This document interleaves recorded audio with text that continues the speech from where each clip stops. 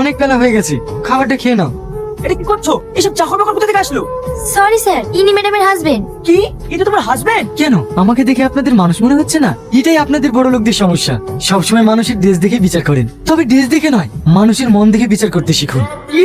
যত বড় মুখ নেই তত বড় কথা। নিশ্চয়ই না, আপনি জেনে শুনে আপনি আমাকে ডেকে এসে অপমান করছেন। আপনার সঙ্গে আমি কোনো ডিল করবো না। এই ডিল আমি ক্যান্সেল করলাম।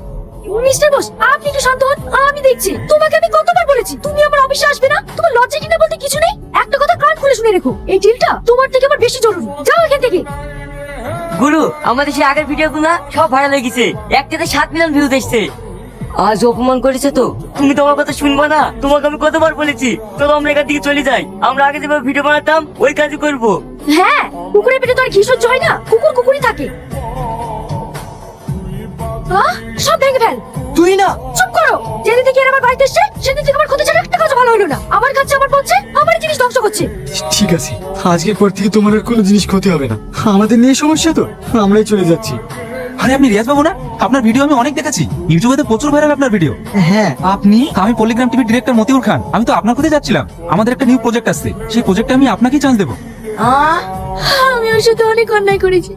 ম্যাডাম, আমরা সবাই মিলে একটা ডিসিশন নিয়েছি। আমাদের কোম্পানিকে বিল্ড করতে হলে সর্বপ্রথম আমাদের প্রমোশন দরকার, কারণ অন্যান্য কোম্পানিগুলো তারা প্রমোশনের জন্যই প্রতিষ্ঠিত। তাহলে আমাদের কোম্পানির স্বার্থে যেটা করার প্রয়োজন সেটা করতে হবে। হ্যাঁ ম্যাডাম, এই প্রমোশনের জন্য আমাদের সেলিব্রিটির প্রয়োজন, আর এখন সেলিব্রিটি হিসেবে একজনই নাম্বার 1, কে সে? রিয়াজ সাহেব। হ্যাঁ ম্যাডাম, কিন্তু ম্যাডাম সেখানে আমরা গেলে হবে না, আপনাকেই যেতে হবে। জাকির হোক রিয়াজ স্যারকে আপনাকে রাজি করাতে হবে। আচ্ছা ঠিক আছে। স্যার, আপনাকে যাদের কথা বলেছিলাম ওনারা আপনার সাথে দেখা করতে এসেছেন। ঠিক আছে, পাঠাও। রিয়াজ, হ্যাঁ বলুন।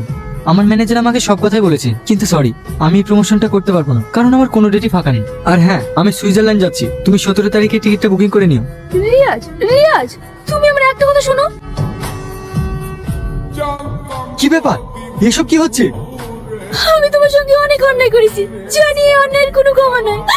আমি তোমার সঙ্গে আরেকটা সুযোগ চাইছি, প্লিজ তুমি আমাকে ক্ষমা করে দাও, না হলে আমি নিজেকে কোনোদিন ক্ষমা করতে পারবো না।